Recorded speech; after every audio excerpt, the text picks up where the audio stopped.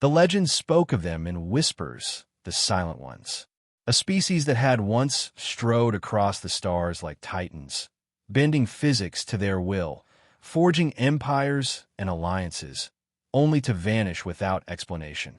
For millennia had passed since the Great Silence, when humanity withdrew from the galactic stage, leaving behind only fragments of their legacy. Where once their ships had sailed between stars, now only empty space remained. Where their voices had commanded respect and fear, now only echoes lingered in ancient archives. In their absence, the galaxy of Xylos had reshaped itself. New powers rose. The warlike Cthar Empire expanded from the galactic core, their fleets countless, their hunger insatiable. The Rylosian Federation established itself in the Spiral Arms, a bastion of commerce and reluctant diplomacy. Dozens of other species carved their own territories among the stars, some rising to prominence, others falling to subjugation. But humanity, they had become myth. Tales told to younglings, academic curiosities debated by scholars, or cautionary stories whispered by mystics. The Silent Ones, some called them. The Lost Ancients, said others. Humanity, the original texts named them. But whatever name was used, all accounts agreed. They had been unpredictable, brilliant, and possessed of technologies that bordered on the miraculous. And then they had simply gone. On the verdant world of Ethelgard, within the outer reaches of the Xylos galaxy, the Lurani had built their civilization in peace for thousands of years. Plant-like humanoids with bark-textured skin in shades of amber and emerald, their bodies adorned with delicate leaf patterns that changed with the seasons of their lives. Their towering cities grew rather than were built, coaxed from the living matter of ancient trees that reached toward the lavender skies. The Lurani culture celebrated knowledge, art, and the patient observation of the universe. Their databases held some of the oldest and most comprehensive historical records in known space, preserved through generations of dedicated scholarship. But peace had ended for the Lurani. Elder Ilera stood on the observation platform atop the Grand Archive, her leaf-like appendages trembling not with age, but with suppressed terror. The nighttime sky above Ethelgard, normally a canvas of serene purple dotted with stars, now crawled with the angular shapes of Cthar warships. Their hulls, black as deep space and edged with crimson energy fields, formed a web that slowly tightened around the planet. "How many?" she asked softly, though she already knew the answer. Beside her, Archivist Thorn, his bark skin still carrying the green hue of relative youth, manipulated the holographic display with gentle movements of his tendrils. "Over 300 capital ships, Elder," he replied, his voice like rustling leaves. "Their energy signatures suggest they've brought planet crackers." Ilera closed her many-faceted eyes briefly. Planet crackers, weapons designed to shatter a world's crust, rendering it uninhabitable, but leaving its resources intact for harvesting. The Cthar didn't just want to conquer Ethelgard. They intended to consume it. "Our shields?" she asked, though this too was a formality. Failing systematically. Even at full capacity, they were never designed to withstand such an assault. Thorn's voice dropped. "The outer settlements have already gone silent. We've received reports of Cthar ground forces." Ilera's gaze drifted to the sprawling city below, its luminescent structures casting a gentle glow in the darkness. 10 million Lurani lived in the capital alone, with another 30 million spread across the planet's surface. Their civilization, their knowledge, their very existence, all would be erased if the Cthar succeeded. "We've tried diplomacy," she said, more to herself than to Thorn. "The Cthar do not recognize the concept, Elder. To them, we are merely resources to be consumed, our world a prize to be harvested. And no help will come," Ilera continued. "The nearest Rylosian outpost is weeks away, and even they would not stand against the Cthar fleet of this size." A heavy silence fell between them, broken only by the distant rumble as another section of the planetary shield collapsed under Cthar bombardment. "There is one possibility," Elder Thorn said hesitantly, his voice so quiet it barely carried on the night air. Alara turned to him, noting how his leaf patterns had contracted, a sign of extreme stress among the Lirani. "I've spent my life studying the ancient archives," Thorn continued. "There are records, fragmentary, difficult to interpret, but they speak of a connection to the Silent Ones. Humanity?" Alara's voice sharpened. "They are legend, archivist, a phantom of history that disappeared millennia ago. The records suggest otherwise, Elder. Deep within our oldest archives, preserved from before the founding of our current calendar, lies a device. Its origin is unknown, its purpose unclear, but the accompanying texts link it definitively to humanity. A device." Alara's skepticism was clear. "And what would this device do? Summon ghosts from the void?" Thorn's bark skin darkened, the Lirani equivalent of a flush. "The texts suggest it is a beacon of sorts, a means of sending a call across space and time, designed to reach the Silent Ones no matter where they might have gone." Alara stared at him in disbelief. "You suggest we pin the survival of our entire species on activating an unidentified device that might, according to ancient and fragmentary records, somehow contact a species that likely no longer exists?" A tremendous boom shook the platform beneath them. In the distance, a section of the city went dark as defense systems failed. "I suggest, Elder," Thorn replied, his voice steadying, "that with our destruction assured, we have nothing to lose by trying." Alara gazed upward once more at the Kthar fleet, her mind racing through alternatives that no longer existed. Then, with the dignity that had marked her 2-century rule as Elder, she straightened her posture. "Show me this device, Archivist."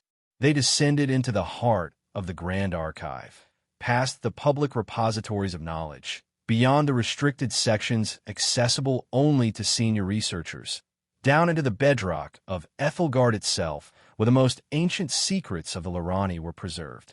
The security measures grew more elaborate with each level they passed. Biometric scanners analyzing their unique leaf patterns, psychic barriers probing the intent of their minds, archaic mechanical locks requiring physical keys that Thorn produced from hidden compartments in his robes. "Few living Lirani have seen what I am about to show you," Thorn explained as they approached the final doorway. A simple arch carved from living wood that seemed to pulse with its own internal light. "I myself have only entered this chamber twice in my life." He placed his tendril against the arch, and it recognized him, the wood parting like water to reveal a small, circular room. At its center stood a pedestal of unknown material, neither metal nor stone nor wood, but something that seemed to exist between states of matter. Atop it rested an object unlike anything Alara had seen in her long life. Roughly spherical, perhaps 30 centimeters in diameter, its surface constantly shifted between solid and translucent. Within its depths, pinpricks of light moved in complex patterns like stars in an accelerated galaxy. No seams were visible, no obvious mechanism of operation, nothing to indicate it was artificially created rather than organically grown. Yet its perfectly geometrical structure could not have occurred naturally. "What is it?" Alara whispered, afraid to approach too closely. "We don't know its proper name," Thorn admitted. "The texts refer to it simply as the beacon.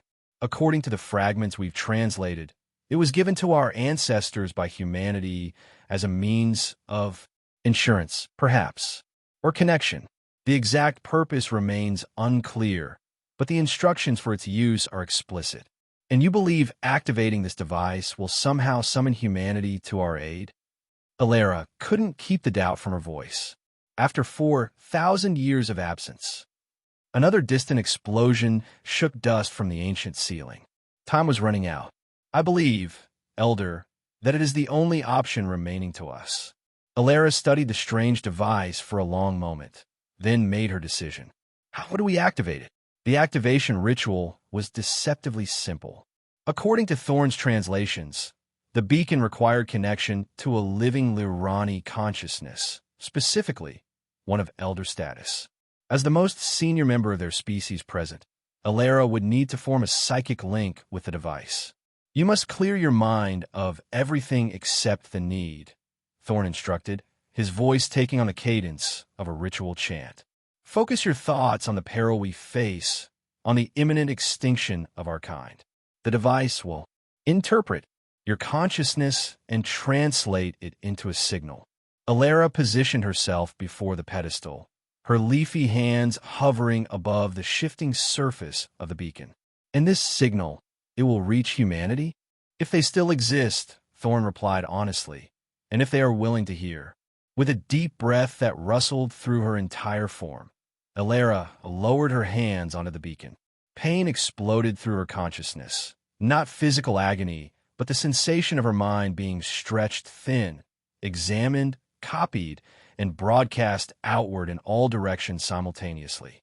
Her awareness expanded beyond her body, beyond Ethelgard, beyond the Xylos galaxy itself, propelled outward by forces she couldn't comprehend. For a breathless moment, Alara felt herself exist everywhere and nowhere, her consciousness transformed into pure information. Streaming through the void, she saw or sensed impossible geometries, folded dimensions, the true nature of space-time revealed as malleable and porous rather than rigid and absolute. And then, from the limitless dark between stars, something noticed her presence. Something vast, ancient, patient, powerful beyond comprehension. It regarded her distilled consciousness with cool assessment, neither hostile nor friendly, simply aware. And in that terrible moment of contact, Alara understood with crystal clarity what the legends had never properly conveyed. Humanity had not vanished. They had evolved, transcended, become something that no longer required physical manifestation in the conventional universe. The contact ended as abruptly as it had begun. Alara collapsed to the chamber floor, her bark skin pale and cracked from the ordeal. Thorn rushed to her side, supporting her trembling form. Elder, what happened? Did it work? Alara could only stare at the beacon, which had gone dormant, its shifting surface now solid and opaque. I don't know, she whispered. I felt something, but whether it heard, whether it understood, whether it cares, I cannot say. Thorn helped her to her feet. We should return to the surface. If help is coming, we must be ready to receive it.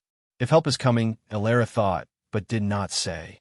The enormity of what she had briefly touched left her doubtful that anything within her understanding could qualify as help from such beings. Aboard the command vessel of the Cathar fleet, General Forlag stalked the bridge with mounting irritation. The conquest of Ethelgard should have been swift and decisive. The Lirani possessed no significant military forces. Their planetary defenses were primitive by Cathar standards, and their biological composition made them especially vulnerable to Cathar weaponry. Yet the operation had now dragged into its third cycle, with the final shields around the Lirani capital proving unexpectedly resilient. Status report. Forlag growled, his chitinous exoskeleton clicking as he moved. Like all Cathar, he resembled an upright insectoid predator, standing over 2 meters tall, with razor-edged limbs and compound eyes that glowed with internal bioluminescence. His carapace, a deep crimson marked with the black patterns denoting his high military rank, reflected the harsh lighting of the bridge. Planetary shields, at 12% capacity and failing, reported his tactical officer. Our ground forces have secured 60% of the surface. The remaining population has retreated to the capital city. And the energy anomaly detected in the central structure. The science officer, a smaller Cathar with the green markings of the technical caste, manipulated the holographic display. Dissipated General. It appeared to be some form of energy pulse, but it generated no measurable effects and dissipated immediately. A weapon? Forlag asked, his mandibles clicking in amusement. Unlikely, General. The energy pattern matches nothing in our database. Most probable analysis suggests a final communication attempt, perhaps a distress signal to the Rylosian Federation. Forlag emitted the harsh, rattling sound that passed for laughter among the Cathar. Let them call for help. By the time any response arrives, Ethelgard will be reduced to its component minerals, and our fleet will be long gone. He gestured toward the tactical display showing the Lorani capital. Prepare for the final assault. I want the planetary shields collapsed within the hour. Deploy the planet crackers to these coordinates. He indicated strategic points around the city. Once the crust is broken, we can begin harvesting operations immediately. General, interrupted the sensor officer, her voice carrying the high pitch of confusion. I'm detecting irregularities at the system's edge. Forlag turned sharply. Explain. Spatial distortions, sir. Similar to warp signatures, but wrong somehow. The patterns are unlike anything in our database. Show me. The main view screen shifted to display the outer reaches of the Ethelgard system. At first, Forlag saw nothing unusual, merely the empty blackness of space punctuated by distant stars. Then his compound eyes detected it. Minute ripples in the fabric of reality itself, as though space were a liquid surface disturbed by unseen movements beneath. Magnify, he ordered, mandibles clicking with sudden apprehension. The image zoomed in on one of the distortions. As they watched, the very fabric of space-time seemed to fold inward upon itself, creating a localized distortion that defied the laws of physics as the Cthar understood them. It wasn't a wormhole or a jump point. Those were understood phenomena with predictable properties. This was something else entirely. And then, from the center of the distortion, something emerged. At first, Forlag couldn't properly process what he was seeing.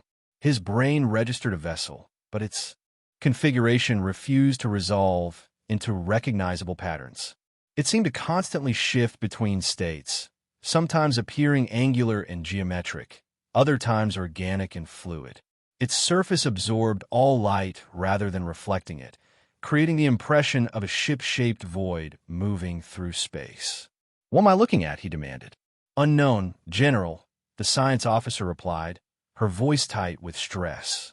The object possesses a mass consistent with a capital ship, but our scanners cannot penetrate its surface or determine its composition. It's as though it exists partially outside conventional space-time. Is it a threat? Forlag demanded, his battle instincts awakening. Before anyone could answer, the sensor display lit up with dozens of new alerts as more spatial distortions formed throughout the system. From each one, another of the impossible vessels emerged. Battle stations. Forlag roared, his composure finally breaking. All ships, defensive formation Forlag 7, target the unknown vessels and prepare to fire on my command. The Cthar fleet, nearly 300 ships strong, began to reposition, their formation shifting from one optimized for planetary bombardment to a defensive sphere bristling with weapons. Forlag watched with growing unease as the strange vessels, now numbering at least 50, made no attempt to form a counterformation. Instead, they moved individually, their paths seeming random, yet somehow coordinated in a pattern his tactical systems couldn't decipher. They're ignoring standard fleet protocols, his tactical officer noted with professional dismay. No formation, no recognizable approach vector, no attempt at communication. Fire a warning salvo, Forlag ordered. Energy weapons only, maximum dispersion. Let's see how they react. 6 Cthar destroyers fired simultaneously, their crimson energy beams slicing through space toward the nearest of the void ships. What happened next defied explanation. The beams simply ceased to exist as they approached their target. Not deflected, not absorbed, but erased from reality a few kilometers from the vessel's surface. Impossible, whispered the science officer. Full spectrum analysis. Forlag commandit. I want to know what we're dealing with. Sir, the communications officer interrupted. We're receiving something. A transmission? Not exactly. It's not coming through our communication arrays. It's simply appearing directly in our systems. The main view screen flickered, then displayed a simple geometric symbol. A circle containing 2 intersecting lines that formed an hourglass shape.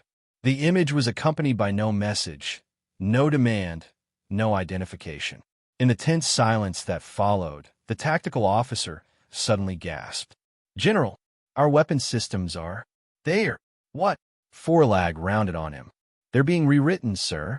Our targeting systems, power distribution, firing mechanisms.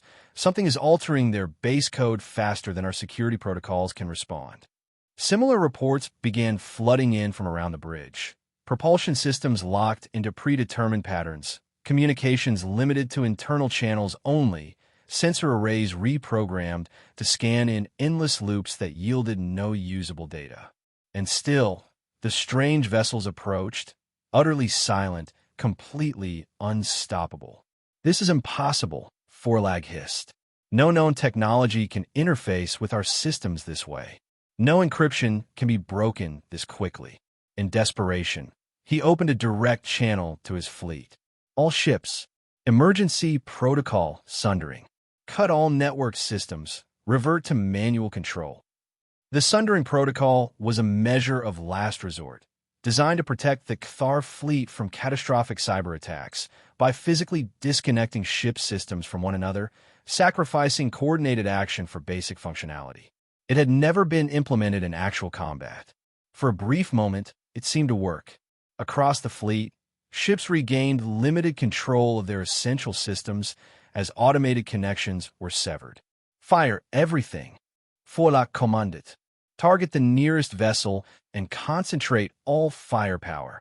A dozen Cathar warships, operating on local control only, managed to align their weapons toward one of the void ships. They fired simultaneously, energy beams, kinetic projectiles, plasma torpedoes, a barrage sufficient to destroy a small moon. The targeted vessel made no attempt to evade. Instead, the space immediately around it changed. There was no other word for it.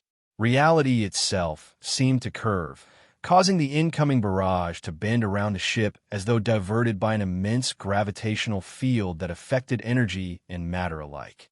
Some of the diverted firepower dissipated harmlessly into space. Some looped back on bizarre trajectories that intersected with Cathar vessels, causing shield failures and hull breaches.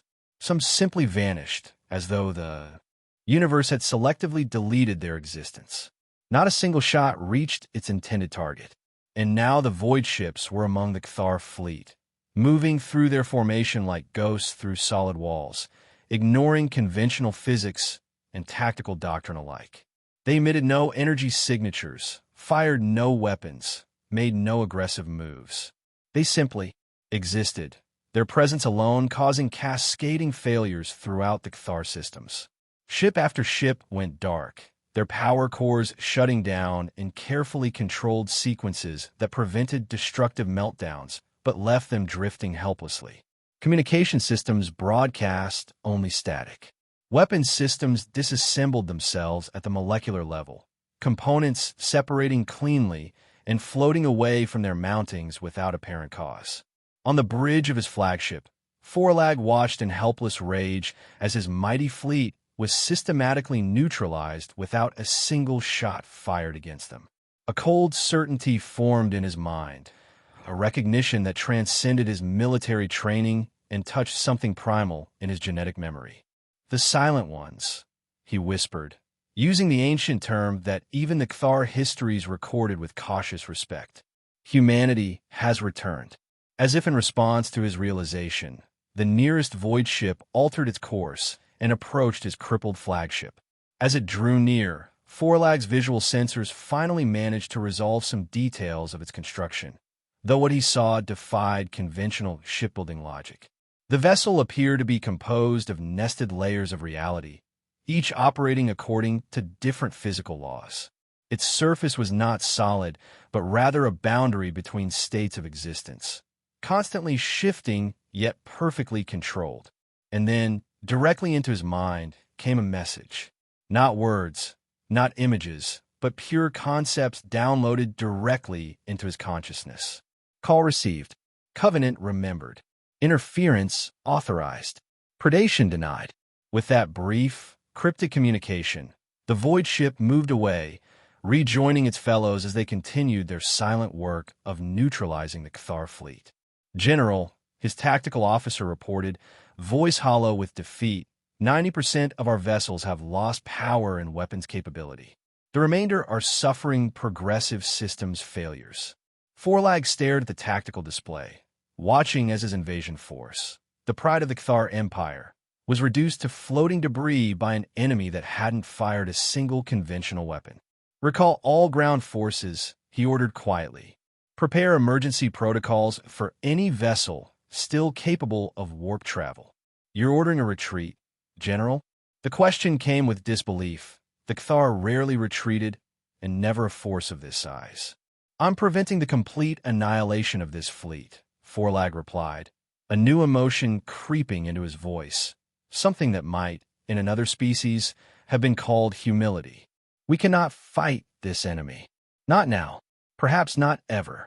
As the remnants of his once mighty fleet struggled to obey his orders, Forlag kept his gaze fixed on the void ships that had so effortlessly defeated him. A question burned in his mind, one that would haunt the Cthar Empire in the years to come. Why had humanity, after 4 millennia of silence, chosen this moment to return? And what did their return portend for the balance of power in the galaxy? On the surface of Ethelgard, Ilera and Thorn stood once more on the observation platform above the Grand Archive, watching in stunned silence as the Cthar fleet disintegrated before their eyes. No explosions marked their defeat. No dramatic battles lit up the sky. Just the steady dimming of their engine signatures as ship after ship lost power, transforming from threatening predators to harmless debris in a matter of minutes. "It worked," Thorn whispered, his voice reverent. "The beacon actually worked." Ilera said nothing, her gaze fixed not on the defeated Cthar, but on the strange vessels that had appeared throughout the system. Their impossible shapes defied her understanding, as did the methods they had employed against the invaders. This was not conventional warfare. This was reality itself being rewritten according to incomprehensible rules. "What are they?" asked one of the younger archivists who had joined them, eyes wide with wonder and fear. "Humanity," Ilera replied simply. "The Silent Ones have answered our call." Throughout the capital, Lirani gathered in public spaces. Their leaf patterns expanded in awe as they watched the night sky transform from a vision of impending doom to one of miraculous salvation. News spread quickly. The Cthar ground forces had suddenly collapsed, their neural systems failing simultaneously. The invaders who had slaughtered thousands in the outer settlements now lay immobile, their fearsome bodies reduced to empty shells, as though some essential spark had been remotely extinguished. "Elder," Thorn said urgently, "we should attempt communication with them. Express our gratitude. Establish diplomatic relations." "No," Ilera interrupted, her voice distant. "They did not come for diplomacy, Archivist. They came because of a covenant, an ancient promise whose terms we cannot fully comprehend. They answer the call because they were bound to, not because they seek relationship." As if confirming her words, the void ships began to move, drawing away from the disabled Cthar fleet and assembling in a loose formation high above Ethelgard's atmosphere. They made no attempt to approach the planet, sent no conventional communications, requested no permission or recognition. Then, as one, they broadcast a signal, not through conventional communication channels, but directly into the consciousness of every sentient being on Ethelgard. Like Forlag before them, the Lirani received not words, but pure concepts, implanted with surgical precision. Call received. Covenant fulfilled. Predation halted. Development continues uninterrupted. And with that terse acknowledgement, the void ships began to withdraw. They did not accelerate away into deep space or interwarp tunnels as conventional vessels would. Instead, they simply folded back into the spatial distortions from which they had emerged, the fabric of reality rippling around them as they slipped sideways out of the normal universe. Within minutes, all evidence of their presence had vanished, save for the crippled Cthar ships drifting helplessly in high orbit. "They're leaving?" Thorn asked incredulously. "Just like that? Without even—" "What did you expect, Archivist?" Ilera asked gently. "That they would descend to our world, walk among us as equals, share their knowledge and technology?" "Well, yes," Thorn admitted. "The ancient texts speak of humanity as builders of alliances, as mentors to younger species. The ancient texts speak of humanity as they were 4,000 years ago, Ilera corrected him. Whatever they have become since the Great Silence, it is beyond our comprehension. They exist now in a state that makes conventional interaction meaningless. She turned from the observation platform, her movements slow with exhaustion and the weight of new understanding. We activated the beacon, and they honored their ancient commitment. That is all we can expect, and it was enough to save our world. In the days that followed, the Lirani began the process of rebuilding. The cost had been high. Nearly a fifth of their population lost to the Cthar invasion before humanity's intervention, but their civilization would endure. The disabled Cthar ships were towed away by emergency vessels from their empire, their once proud general now humbled by defeat. The few surviving Cthar ground forces were collected and returned to their kind, not out of mercy, but because the Lirani saw no purpose in revenge against an enemy already so thoroughly vanquished. Throughout the wider galaxy, fragmented reports of the event spread rapidly through interstellar communications networks. Most were dismissed as exaggeration or outright fantasy. The idea that the legendary Silent Ones had returned to devastate the mighty Cthar fleet without firing a shot seemed too convenient, too miraculous to be believed. But within the highest echelons of power, in the central chambers of the Cthar Empire, in the secure meeting rooms of the Rylosian Federation, in the hidden enclaves of species whose names were rarely spoken in open council, the truth was known and feared. Humanity had returned, if only briefly, and demonstrated capabilities that rendered conventional military power irrelevant. The balance of the galaxy had shifted in ways that would take centuries to fully manifest. Old alliances would be reconsidered. Ancient enemies might find common cause, and every species would reevaluate their place in a universe where the Silent Ones might, at any moment, emerge from their self-imposed exile. On Ethelgard, Elder Ilera ordered the chamber containing the beacon sealed once more, not with locks and guards, but with a simple wooden door that any determined Lirani could open. Above this door, she had a single phrase carved in the oldest script of their kind. The call may be made once in a generation. Choose wisely. 6 months after the event that would come to be known as the Ethelgard intervention, Ilera stood alone in her private gardens, contemplating the night sky. The stars seemed different to her now, no longer distant points of light, but windows into a universe far stranger and more complex than she had ever imagined. Something had changed within her since her brief mental contact with humanity through the beacon. Dreams came to her filled with impossible geometries and concepts that her waking mind could not retain. Sometimes, in the quiet moments between responsibilities, she felt a presence just beyond her perception, watching, evaluating, measuring the progress of her kind against some incomprehensible standard. Was it worth it? She asked the empty air, not expecting an answer. We survived, but at what cost? What obligation have we incurred by activating the beacon? What role do we now play in your unfathomable designs? The stars offered no response, of course. Yet as she turned to go inside, Ilera could not shake the sensation that something had shifted in the cosmic order. Humanity had not truly returned. They had merely reached back, briefly, to honor an ancient promise. But their action had revealed a truth that would forever change how the peoples of Xylos viewed their place in the universe. They were not alone. They had never been alone.